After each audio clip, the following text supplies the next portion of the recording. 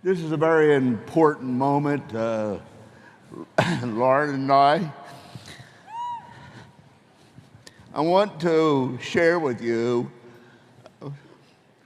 something that we wrote that expresses our deepest heartfelt thoughts and feelings.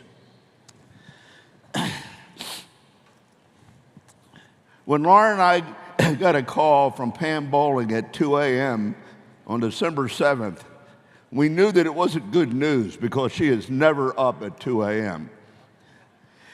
It was the last thing we expected. Suddenly, everything that was so important that had been consuming us became unimportant. The world suddenly came to a standstill. We were in utter disbelief and shock. Yes, Tony Bowling was recovering from a terrible stroke a year ago, and we checked on him and Pam regularly, and in her selfless struggle to keep him recovering. But he appeared to be improving. Every time we called, he seemed to be better. The man was so resilient and miraculously invincible and stoic that I believed 100% that he would recover and maybe not be quite the same, but would sit again in the front row and let me know if I was on track by his eye contact and expression. He was my barometer in confidence. I knew we would sit again and talk about the business and our people in person, eye to eye. It's just like we did in the hospital, face to face, while he tried to recruit the nurses, telling them about the shopping annuity. The grim announcement put us in shock and sudden speechless grief.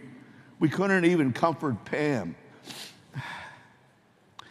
I know no one lasts forever in this life and that we will inevitably transcend this physical body, but we just didn't think it would be now. A lifetime on our clock is but a second on God's watch, and life is so fragile and short. But I can say that this man made it count and lived it to the fullest, but most importantly, had an impact beyond what he ever understood. He was and still is so important. There's something about Tony and Pam. There was never just a Tony Bowling. There was never just a Pam Bowling. There was always and only Tony and Pam Bowling. So when I speak of Tony, you have to understand that that means Tony and Pam, and that is exactly the way he would have it.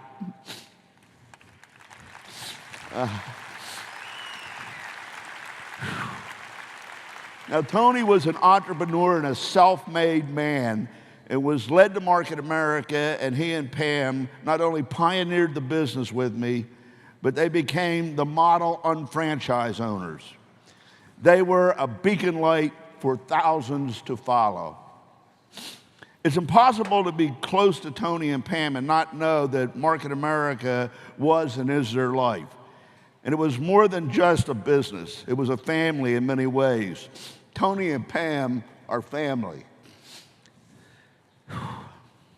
I have to tell you personally that I do not believe that we would have made it or would be here as a company if it was not for Tony Bowling.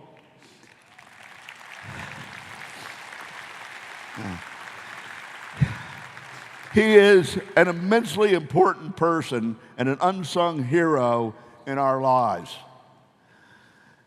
He is a foundation block in who I am and what we have become. He is largely responsible for what we have been able to accomplish or achieve in Market America. To a large extent, he is responsible for my confidence. He was one of the first people with credibility to believe in me and the concepts of the MPCP and the unfranchised. More importantly, he was willing to risk everything for it, which made all the difference in the world. The funny thing is, we really never thought about being here 26 years later. We were so consumed with just making it year to year that we were delighted when more people succeeded and hit pen levels and our incomes were solid. Tony kept me humble, and I kept him thinking a little bigger. It was a beautiful balance. Before Market America, Tony and Pam had already lived the precarious, immensely successful, wild and crazy lives in another world in business, and had been to the mountaintop and back in a direct sales photo album business. And as Tony put it, they sold memories. And that brought experience, pain, and wisdom that one can only come from by having made that journey. They were victims of a changing market, technology, and economy and hit near bottom. And like Lauren, Pam had married her mentor or boss, laugh out loud, right? So we had a lot of things in common. They had already committed their lives to God so that they were in a good place in spite of everything that they had been through. Now, I don't like to say that we merely met because our lives more or less collided in an intersection of life serendipitously, or maybe it was God's will or destiny. Timing was such that I was taking my one all or nothing jump in life off the entrepreneurial cliff with my culminating and inspired idea of the unfranchised and MPCP. It resulted from 15 years of battling a paradigm that was flawed, and with that, Lauren and I had something that we believed was the answer for the industry and average people. Similarly, Pam and Tony were desperately looking for the answer, and we crossed paths or collided in what turned out to be a miraculous journey. It was not easy convincing them, but know ye the truth, and the truth shall set you free. However, we had nothing to prove it with, and although they saw it as an answer, it took a great leap of faith.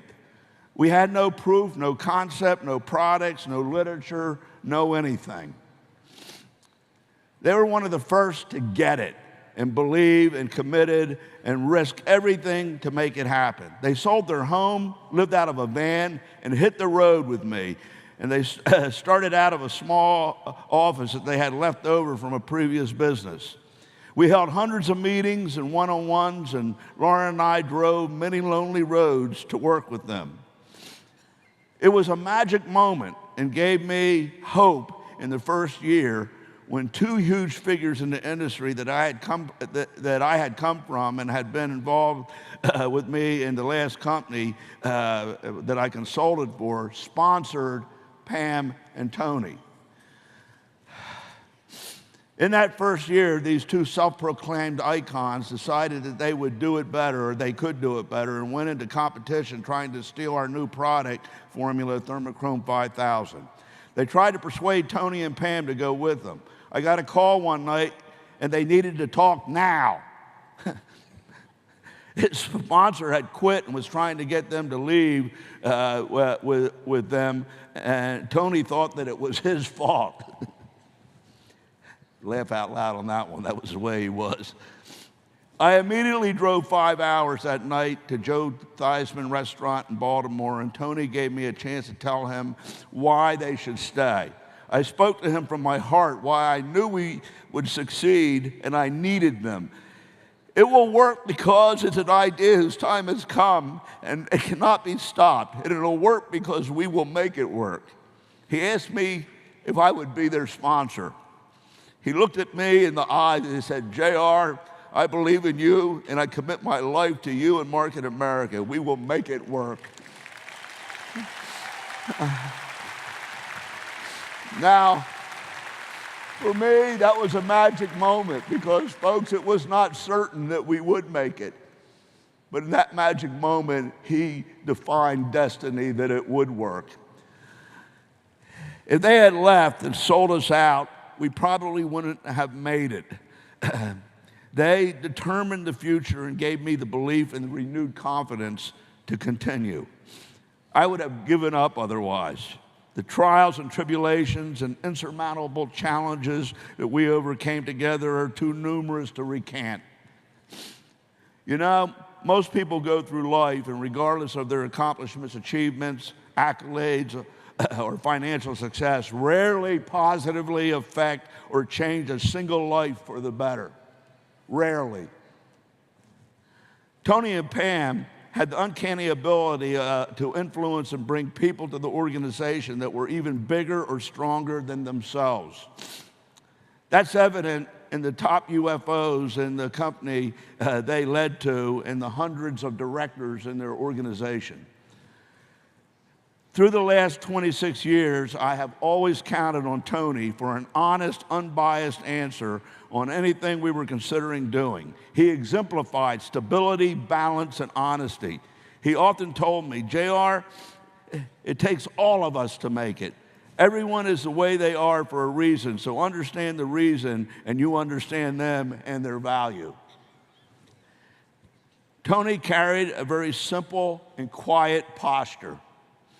He and Pam were highly visible people in Market America, but they did not seek the spotlight in their communities. As great and as accomplished as they were, they did not get news headlines, and although that they were iconic, they were not treated as celebrities in public. However, his legacy and the effect of his consciousness, his charisma and example, and his beliefs in people is monumental. No,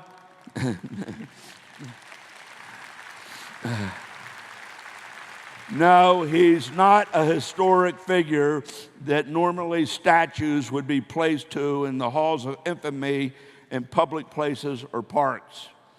Statues are erected to people important enough to be recognized for changing lives to make the world a better place. This man's life was somewhat invisible, and he never sought any notoriety. But his impact on me and thousands of lives he impacted makes him important to me and those who he affected that shall reach far beyond those that he directly touched. For that reason, I am commissioning a statue to be made to Tony Bowling, who is one of the most important persons in Lauren and my life and is largely responsible for what the company has become and what we have become personally.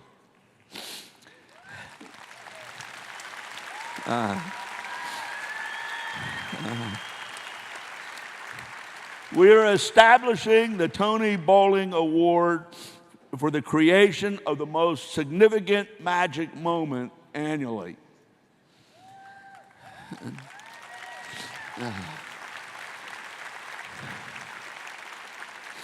Tony, your memory shall not fade. Most of you know and remember Jerry Siciliano. Well, by now, I'm sure that Tony is probably arguing with Jerry already up there. They always argued and picked on each other. It reminds me, when Jerry was on his deathbed, he turned to me and said, JR, I have to admit a little scam I'm doing, so don't be mad at me. I'm the first to go, so when you all go to heaven, you'll be under me. That's why I'm going first. It lasts longer.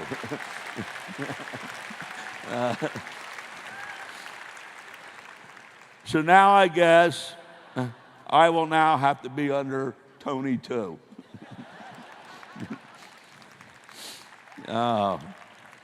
Pam, I know Tony could be cantankerous and sometimes preoccupied and unconscious of certain things that he may not have expressed all the time, especially to you. But I want you to know that he is extremely proud of you today, and he has always loved you very much.